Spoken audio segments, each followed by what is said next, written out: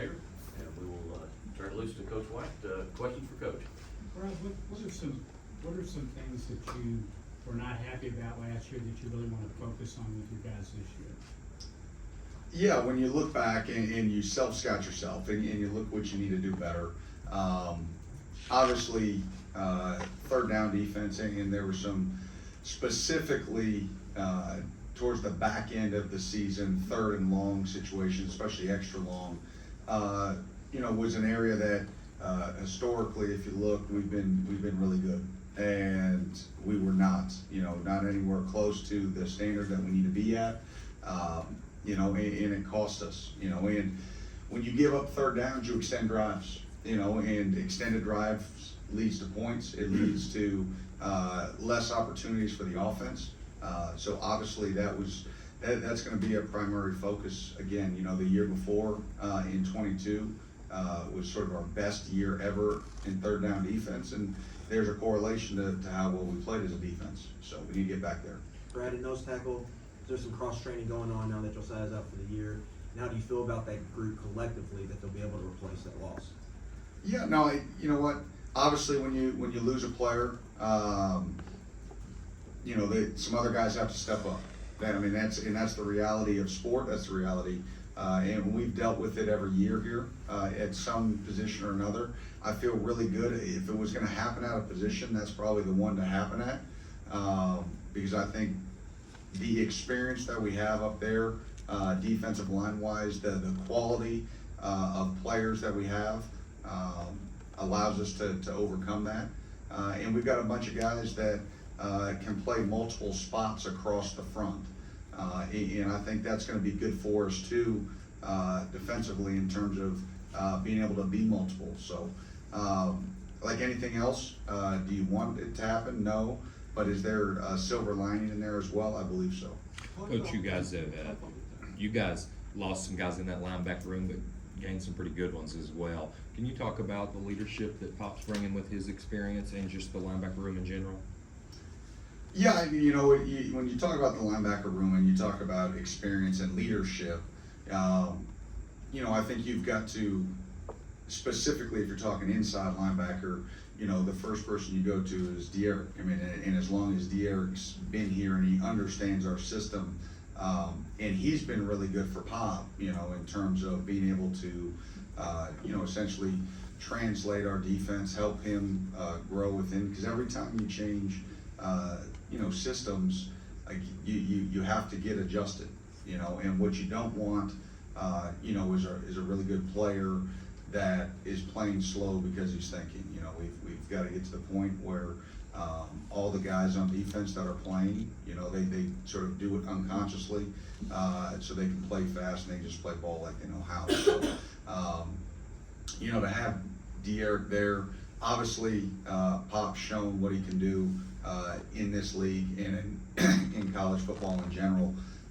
So excited to see that. Excited to see a guy like David Rayner continue his progression. I thought he got better each and every game throughout the year and was playing at a really good level for us last year. I think he's got more command of the system this year. You've got a guy like Alex Safari that can play inside now as well and outside. So, he knows how to play sort of in that field apex, but he also has a lot of skill set that fits that inside backer position.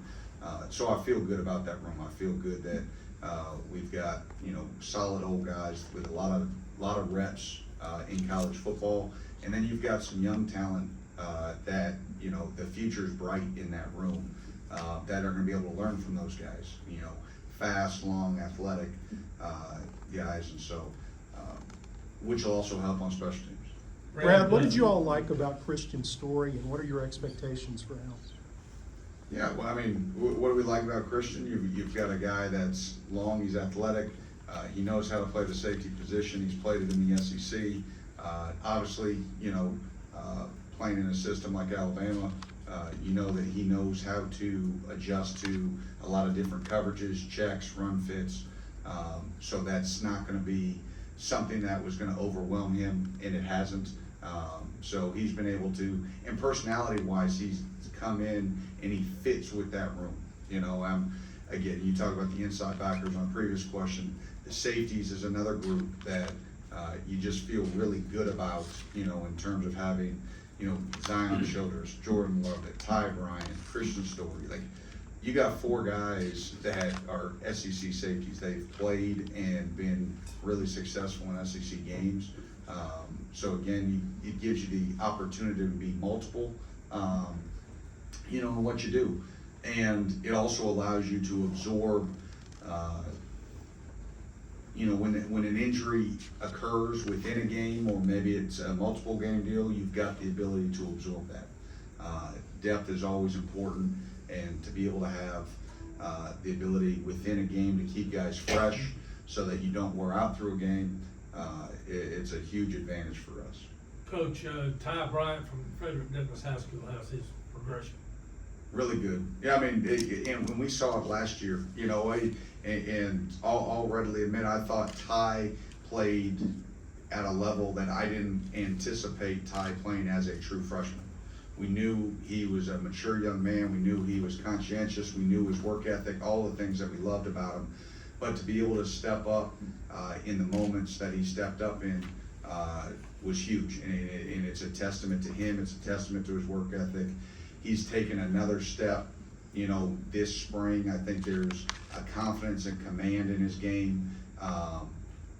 He's bigger, he's stronger, he's still really fast. So a guy that we're really, really excited about. Brad, Mark mentioned playing more sticky in coverage, cornerback. Just how do you feel about that group entering the season with obviously Max leading the way?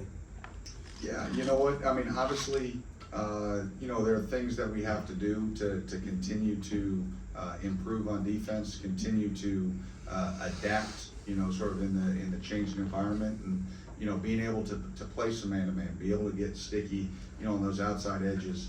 Obviously, I think Max has put himself, he's had a really good offseason, put himself in good position, and I think we've got good competition opposite. But it's early in camp right now, obviously, so a lot to be seen. What I'm looking for is guys to be consistent. The nice thing is we have a lot of bodies that don't have to take all of the workload. We can distribute it across, you know, with guys like Jansen Dunn and JQ Hardaway and Nasir Addison and DJ Waller. Like, you just think, and then you throw in true freshmen in there that have done really some good things throughout summer and the first 2 days of practice. So it's going to be a really, really good competitive room, and really excited to kind of see how it all shakes out. So that's the one position I don't know. There were times last year the secondary was doing their job, right, but the front not getting enough pressure on the quarterback. The sack numbers were low at times. So with the unit, that's going to be probably as good as anyone in the SEC in pass coverage. How important is it knowing if you get more pressure on the quarterback, it could certainly bring your defense to another level? Yeah, you know, we talk about it since I've been here. They all tie together, right? And it's fun. There were times last year that we would get sort of plenty of pressure. We would miss a sack.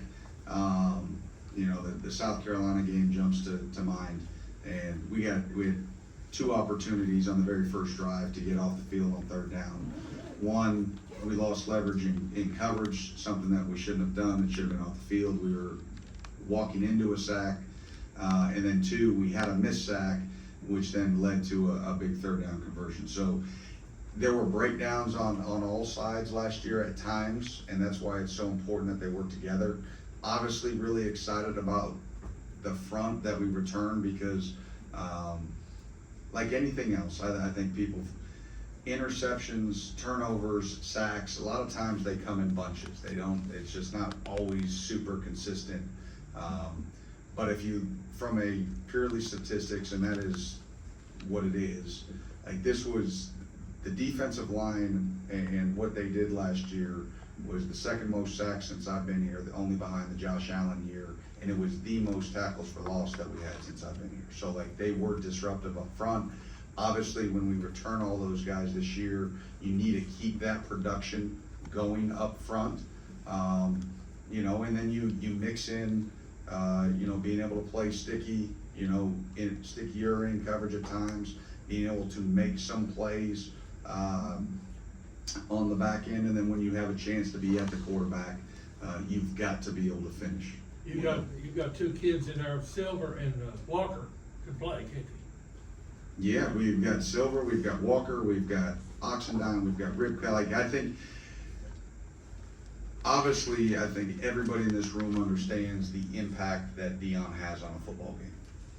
I think people don't necessarily realize how well guys like Keyshawn Silver, how well Trey Ripka played last year, how well Ox played, the jump from 2 years ago for Ox to last year, and then this year his weight's back up to where it was when he was, you know, before the injury, and as powerful as ever.